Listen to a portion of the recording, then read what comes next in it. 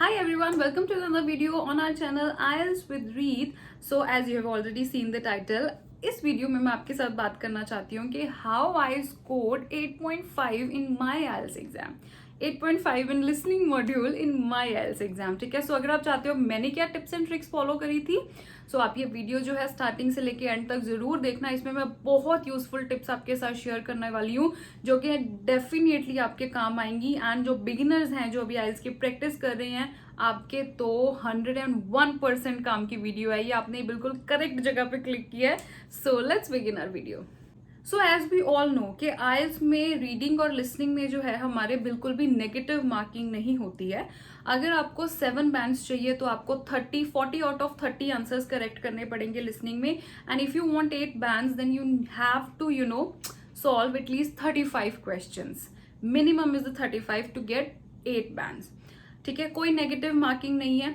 Pen and paper based और computer based दो तरह का IELTS एग्जाम होता है। पेन एंड पेपर बेस्ड वालों को एक बेनिफिट ये होता है कि 30 मिनट्स की आपकी लिसनिंग की ऑडियो होती है, उसके बाद आपको 10 मिनट मिलते हैं extra to transfer your answers from your question paper to your answer sheet.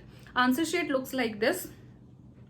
Computer based में क्या होता है, आपको जो है ये एक्स्ट्रा 10 मिनट्स में मिलते, उसमें आपको सिर्फ 2 मिनट मिलते हैं जिसमें आपको अपने स्पेलिंग मिस्टेक्स या फिर आपने जो भी लिखा है, जो आपने टाइप किया है, वो सारी चीजें चेक करने के लिए आपको सिर्फ 2 मिनट मिलते हैं। That's enough. कंप्यूटर बेस्ड के लिए एनफ है क्योंकि आप उसी वक्त वहां पे क्लिक करते जा रहे होते हो। बट पेन एंड पेपर वालों को जो है क्वेश्चन पेपर पे रफली लिखना होता है एंड देन आफ्टर दैट आप उसको ट्रांसफर करते हो। ठीक है, ट्रांसफर करने के भी 2 मेथड्स होते हैं, या तो आप सिर्फ कैपिटल लेटर्स यूज कर सकते हो या तो आप स्मॉल लेटर्स यूज कर सकते हो। बट उसके भी कुछ रूल्स एंड रेगुलेशंस हैं जो कि मैं आपको आने वाली वीडियोस में बताऊंगी, पर इसमें हम फिलहाल टिप्स एंड ट्रिक्स की बात कर रहे हैं। देखिए, लिसनिंग में जो कई बच्चों को प्रॉब्लम आती है ना, उसका मेन रीजन क्या है कि हम एक ही टाइम पे सुन रहे हैं, पढ़ रहे हैं और लिख रहे हैं। क्योंकि क्वेश्चन पेपर से आप क्वेश्चंस पढ़ रहे हो, इधर से आप ऑडियो सुन रहे हो एंड हाथ से लिख रहे हो। 3 चीजें जो है वो एक ही टाइम पे कर रहे हो। एक ही टाइम पे नहीं, एक ही एक सेकंड में कर रहे हो, क्योंकि वो ऑडियो रिपीट नहीं होती है एंड वो ऑडियो ऐसे चलती है फटाफट फटाफट फटाफट। ठीक है, जिसमें अगर एक क्वेश्चन निकल गया, उसका आंसर नहीं मिला, तो वो सोचते रह जाओगे तो अगले 3-4 निकल जाएंगे। ठीक है, दैट इज वाई लिसनिंग कई बच्चों को जो है डिफिकल्ट लगती है। अदरवाइज अगर आपको ये टिप्स एंड ट्रिक्स अगर आप फॉलो कर लोगे ना, लिसनिंग में जो है सबसे इजी होता है बैंड स्कोर इंक्रीज करना, जिससे आपका ओवरऑल बैंड स्कोर बहुत इंक्रीज हो जाता है।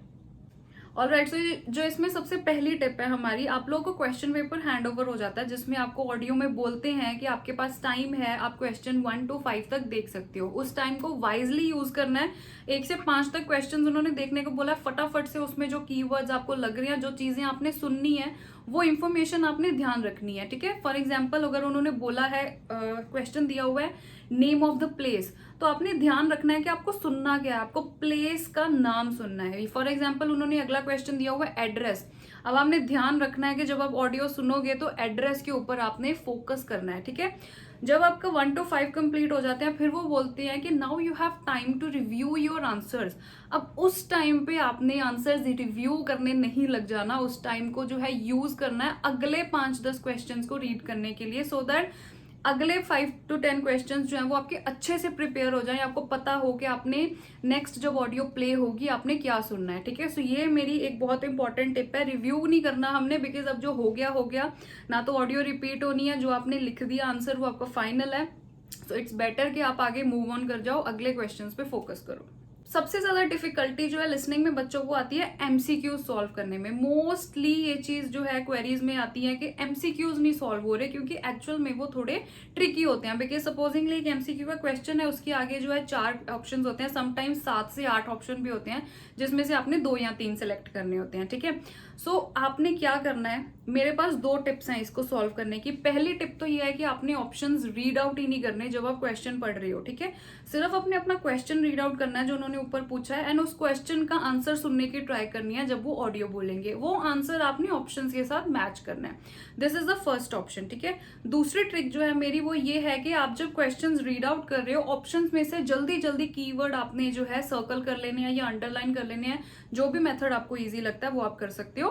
उसके बाद आपने ऑडियो सुननी है। अब इसमें कई बच्चों को कंफ्यूजन ये होती है क्योंकि वो चारों ऑप्शन बोल देते हैं, वो 100% बोलते हैं चारों ऑप्शन, चारों ऑप्शन में जो कीवर्ड्स होते हैं वो डेफिनेटली बोलते हैं। तो आपकी अंडरस्टैंडिंग स्किल्स इतनी अच्छी होनी चाहिए, आपकी जो इंग्लिश लिसनिंग स्किल्स हैं वो इतनी ज़्यादा अच्छी होनी चाहिए कि आपको समझ आ जाए, बिकॉज एमसीक्यूज में एक्चुअल में आपको समझना पड़ता है।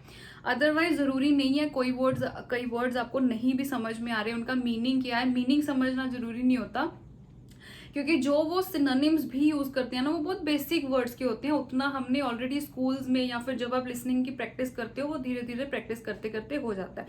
सो ये मेरे 2 मेथड्स हैं, आप दोनों फॉलो कर सकते हो। जिस मेथड में भी आपको लग रहा है मेरा रिजल्ट अच्छा आ रहा है उस मेथड के साथ आप कंटिन्यू कर सकते हो। बट आई प्रेफर तो ऑप्शन नंबर 1 कि मैं ऑप्शन देखती ही नहीं हूँ क्या है, सिर्फ क्वेश्चन रीड आउट करती हूँ एंड देन उसको सुनने की ट्राई करती हूँ कि उसका आंसर जो है वो क्या बोल रहे हैं। इसमें क्या होता है कि मुझे कंफ्यूजन नहीं होती। फिर नाउ अगली टिप जो है मेरी, स्पेलिंग की बहुत ज्यादा दिक्कत आती है बच्चों को, एंड वो आनी ही है, क्योंकि अगर स्पेलिंग गलत हो गया तो आपका आंसर गलत हो गया। But the good thing is कि कोई नेगेटिव मार्किंग नहीं होती, but the bad thing is कि एक एक पॉइंट का जो है ना बहुत फर्क पड़ता है बैंड स्कोर के ऊपर, एंड हमें फ्रस्ट्रेशन होती है कई बार जब एक नंबर से आधा बैंड कम हो जाता है ना, तब बच्चों को बहुत दिक्कत होती है। एंड प्लूरल का हमने अच्छे से ध्यान रखना है, अगर कोई वर्ड उन्होंने प्लूरल में बोलना है तो आपका आंसर भी प्लूरल में होना चाहिए।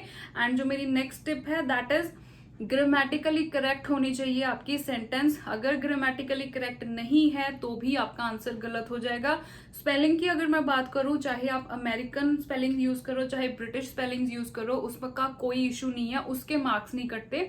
फॉर एग्जाम्पल कलर हम 2 तरह से लिख सकते हैं, एक हम लिखते हैं COLOUR, दूसरा तरीका क्या है COLOR।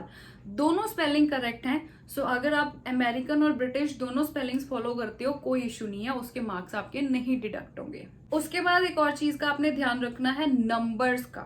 जब भी लिसनिंग में नंबर्स बोलते हैं तो वो 0 को कभी भी 0 नहीं बोलते, वो बोलते हैं O। फॉर एग्जाम्पल वो बोलेंगे 2069, मतलब O का मतलब है 0, ठीक है। डबल ट्रिपल हम इंडिया में भी यूज करते हैं फ्रीक्वेंटली। अगर उन्होंने बोल दिया 22, इट मीन्स आपने 2 बार 2 लिखना है। अगर उन्होंने बोला 222 तो इट मीन्स आपने 3 टाइम्स 2 लिखना है। सो डबल ट्रिपल एंड O, इन चीजों का ध्यान रखना है। एक और डिफिकल्टी जो बच्चों को आती है मैप वाले क्वेश्चंस में कि मैप हैंडल नहीं हो रहा, मतलब कैसे इसको कर रहे हैं। फॉर दैट आपको डायरेक्शंस का पता होना चाहिए। ये मैप की डायरेक्शंस होती हैं वेस्ट, ईस्ट, नॉर्थ, साउथ, ठीक है। तो ये प्रॉपरली क्लियर होनी चाहिए। एंड जब भी मैप की ऑडियो स्टार्ट होती है आपने स्टार्टिंग से ही अपनी पेंसिल मैप से हिलने नहीं देनी, ठीक है। जैसे जैसे वो मूव कर रहा है आपकी पेंसिल साथ साथ में मूव करनी चाहिए। आपने मैप को ऐसे नहीं सुनना कि आप ऐसे विले बैठे हुए हो और मैप सुन रहे हो, फिर नहीं सॉल्व होगा। जो मैप बना हुआ है उसके साथ साथ जैसे जैसे ऑडियो चल रही है आपकी पेंसिल भी साथ साथ मूव करनी चाहिए। एंड दे लिटरली से ये नॉर्थ, साउथ, वेस्ट, ईस्ट, ये सारी डायरेक्शंस वो बोलते हैं, ठीक है। तो उन चीजों का आपने ध्यान रखना है। एंड कोई भी आंसर अनअटेम्प्टेड नहीं छोड़ना। अगर कोई आपका मिस भी हो गया वहां पे आपको अगर हल्का सा भी आइडिया है कि इसका आंसर ये हो सकता है, उसको खाली छोड़ के नहीं आना, वहां पे लिख दो, because there is no negative marking. And बाकी इसको इम्प्रूव कैसे करना है, जितनी लिसनिंग प्रैक्टिस करते रहोगे, प्रैक्टिस प्रैक्टिस प्रैक्टिस, उसी से ही आपके सारे ये जो फैक्ट्स हैं, ये सारे जो टेक्निक्स हैं, ये धीरे धीरे क्लियर होती जाएंगी। एक ही बारी में करने पे आपके 40 आउट ऑफ 38 या 39 नहीं आने वाले, स्टार्टिंग में थोड़े कम आएंगे। धीरे धीरे जैसे जैसे आप प्रैक्टिस करते जाओगे वैसे वैसे आपका स्कोर भी इम्प्रूव होता जाएगा। But the only thing is practice, and ये सारी चीजें जो है आपने अपने माइंड में रखनी है, ठीक है। सो ये थी मेरी कुछ लिसनिंग की टिप्स एंड ट्रिक्स जो कि मैंने फॉलो करी थी। This is how I got 8.5 in my listening module. And आप भी अगर ये टिप्स फॉलो करोगे आई एम श्योर आप भी जो है इतना स्कोर कर पाओगे। एंड आई होप इससे ज्यादा कर लो, complete 9 bands, 40 out of 40 out of 39 पे भी 9 बनते हैं। So all the very best to all those who are preparing for your IELTS exams. And अगर आपको ऑनलाइन कोचिंग चाहिए या कोई भी क्वेरी है आप मेरे को इस मेल पे कॉन्टेक्ट कर सकते हो। मेल मैंने डिस्क्रिप्शन बॉक्स में भी मेंशन करी है। आप कोई मेरे साथ बात करना चाहते हो, कोई आपका सवाल है, वो भी I will be very happy to help you. बाकी आप कमेंट्स में भी मेरे से पूछ सकते हो। So till then keep practising and all the very best. Bye.